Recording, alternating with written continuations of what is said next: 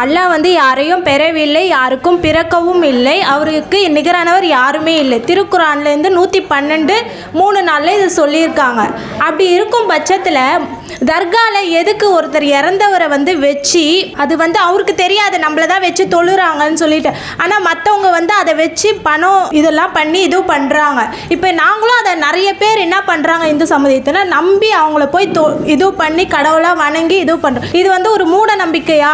எங்கள் நம்பிக்கை வந்து அந்த இடத்துல வந்து வேஸ்ட்டாக போகுது. இதுக்கு டிஃப்ரெண்ட் நீங்கள் சொல்லணும். சௌகரி, அவங்க தர்கா வழிபாடு இஸ்லாமியர்களில் இருக்கத்தானே செய்யுது. ஆனால் உங்களுடைய திருமறை குர்ஆனிலேயே கடவுளுக்கு பிள்ளைகள் இல்லை, பெற்றோர்கள் இல்லை, கடவுள் ஒருவன் என்று சொல்கிறது. ஆனால் தர்காவில் அடக்கம் செய்யப்பட்டவங்க வந்து கடவுளாக மதிக்கப்படுறாங்க, கடவுளாக ஆக்கப்பட்டு இருக்கிறாங்க. அப்போ குர்ஆனுடைய வசனத்துக்கு எதிர் தானே. இப்போ முஸ்லீம்கள் இப்படி தர்காவில் போய் வழிபாடு செய்கிறதுனால நாங்களும் அதே நம்பிக்கையில் போய் அங்கேயும் போனால் எங்களுடைய நாட்டங்கள், எங்களுடைய கோரிக்கைகள் நிறைவேறுமோ அப்படின்னு நாங்கள் நம்புகிறோமே. எங்களுடைய நம்பிக்கையெல்லாம் வீணாகுமா என்ன? ஏன் இப்படி தர்கா வழிபாடுனா வச்சிருக்கிறாங்கன்னு கேட்குறாங்க. இஸ்லாத்திற்கும் தர்கா வழிபாட்டுக்கும் சம்பந்தமே கிடையாது. அதற்கு நிதர்சனமான ஒரு முன் உதாரணம் எடுத்துக்காட்டு என்னன்னு கேட்டால், இப்போ முகமது நபி, உலகத்தில் இருக்கக்கூடிய எல்லா முஸ்லீம்களும் முகமது நபியை கூடுதலாக மதிக்கிறோம். அப்போ அந்த முகமது நபி இன்றைக்கு வணங்கப்பட்டு தர்காவாக ஆக்கப்பட்டிருக்கிறாங்களான்னா இல்லை.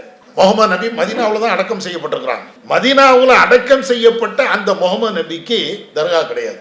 நீங்கள் எங்கேயாவது கேள்விப்பட்டிருக்கீங்களா முகமது நபி தர்கான்னு? நதர்ஷா தர்காவை கேள்விப்பட்டிருப்பீங்க, இப்ராஹிம் ஷா அவுலியாவை கேள்விப்பட்டிருப்பீங்க, நாகூர் தர்காவை கேள்விப்பட்டிருப்பீங்க. ஏராளமான தர்காக்களுடைய பேர், அஜ்மீர் தர்கா இந்தியாவில் ஃபேமஸான தர்கா, அது எல்லாம் கேள்விப்பட்டிருப்பீங்க. காஜா நவாஸ் ஷரீஃப் அப்படின்னு சொல்லுவாங்க. இப்படின்னு நிறைய தர்காக்கள், அங்கே அடக்கம் செய்யப்பட்ட பெரியவர்கள், அவங்களுடைய பேர்லாம் கேள்விப்பட்டிருப்பீங்க. ஆனால் முகமது நபின்னு ஒரு இறை தூதர் இருந்தார, அந்த இறை தூதரும் இறந்தாங்களே, அவங்களையும் அடக்கம் தானே செஞ்சிருக்கிறாங்க. முகமது நபி தர்கா அப்படின்னு உலகத்தில் எங்கேயாவது கேள்விப்பட்டிருக்கீங்களா? நீங்க முஸ்லீம்கள்ட்ட கேளுங்க, முகமது நபி தர்கா எங்க இருக்குதுன்னு கேளுங்க. முகமது நபிக்கு தர்கா கட்டியிருக்கிறாங்களான்னு கேளுங்க. எங்க மதத்துல முகமது நபி மட்டும் இல்லை, இப்ராஹிம் நபி வாழ்ந்தாங்க, நிறைய நபிமார்கள் இருந்திருக்கிறாங்க. அந்த நபிமார்கள்னா இறந்தும் போயிட்டாங்க. அந்த நபிமாருடைய பேரை சொல்லி இந்த நபியுடைய தர்கா எங்க இருக்குன்னு கேளுங்க. எல்லா இடத்துலையும் தர்காவை காட்டுதாங்கல்ல. இந்த பெரியாருடைய தர்கா, அந்த பெரியாருடைய தர்கா, அந்த பெரியாருடைய தர்கா. இப்ராஹிம் நபி அப்படின்னு ஒரு இறை தூதர் நாங்க நம்புறோம், அவங்க வாழ்ந்தாங்கன்னு. அந்த இப்ராஹிம் நபிக்கு தர்கா எங்க இருக்குது? அவங்களுடைய புள்ள ஒரு இறை தூதர் இஸ்மாயில்னு சொல்லுவோம். அந்த இஸ்மாயில் நபிக்கு எங்க தர்கா இருக்குது?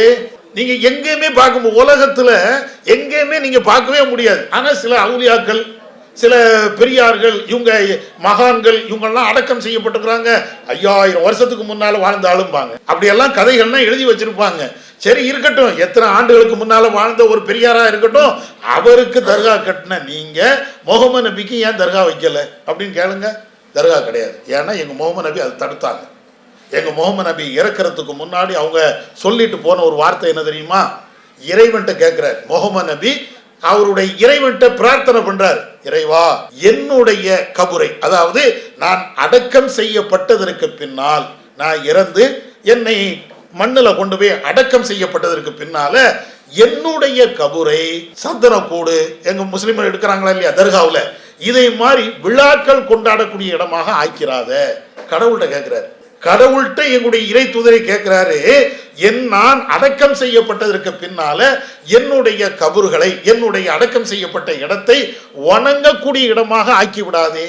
அதே மாதிரி எங்களுடைய நபி திரும்ப திரும்ப சொன்னாங்க, ஒருவர் அடக்கம் செய்யப்பட்டு விட்டார் என்றால் அந்த கபூர், அடக்கம் செய்யப்பட்ட இடத்தை தரை மட்டத்துக்கு மேலாக உயர்த்தி கெட்டாதீங்க.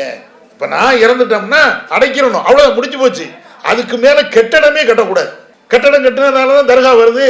இது எல்லாம் எங்களுடைய முகமது நபி கடுமையாக கண்டிச்சாங்க, செய்யாதீங்கன்னு தடுத்தாங்க. ஆனா முஸ்லிம்கள்ல சில பேரு, ஒரு நல்லடியார் இறந்து விட்டார் என்றால் அவரை கொண்டு போய் அடக்கம் பண்ணி அதுக்கு மேல கட்டடத்தை கட்டி அதுக்கு ஒரு தர்காவை உருவாக்கி அங்க விழாக்கள் கொண்டாடக்கூடிய சகோதரி சொன்ன மாதிரி வருமானத்தை பார்த்துட்டு இருக்கிறாங்க. அதுதான் நடக்குது.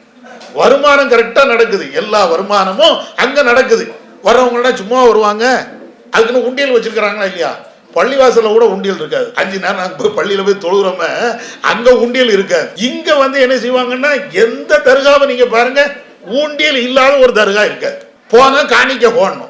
என்னப்பா இது இஸ்லாம் இது எங்கேயாவது சொல்லியிருக்குதான்னா ஒரு இடத்திலையும் இல்லை. அப்போ இஸ்லாம் சொல்லாத ஒன்றைத்தான் முஸ்லீம்கள் செய்கிறார்கள். அதனால நீங்களும் அங்கே போகாதீங்க. அதுதான் நாங்கள் சொல்லுவோம். உங்களுக்கு ஒரு நாட்டு தேட்டங்கள், கஷ்டங்கள், பிரச்சனைகள், சங்கடங்கள் இருக்கா, கடவுள்கிட்ட கேளுங்க.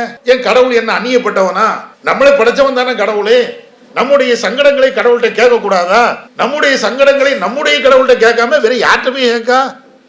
இன்னும் சொல்ல போனால் இந்த நாதாக்கள், இந்த பெரியார்கள் அடக்கம் செய்யப்பட்டிருக்கிறாங்களே, அவங்க யாரு? வானத்திலிருந்து குதிச்சவங்களா? இல்லை. பூமியை பொத்துக்கிட்டு அப்படியே பிளந்துக்கிட்டு வந்தவங்களா? இல்லை. நீனும் நானும் எப்படி ஒரு ஆணுக்கும் பெண்ணுக்கும் பிறந்தோமோ அதே மாதிரி ஒரு மனுஷன் தானே.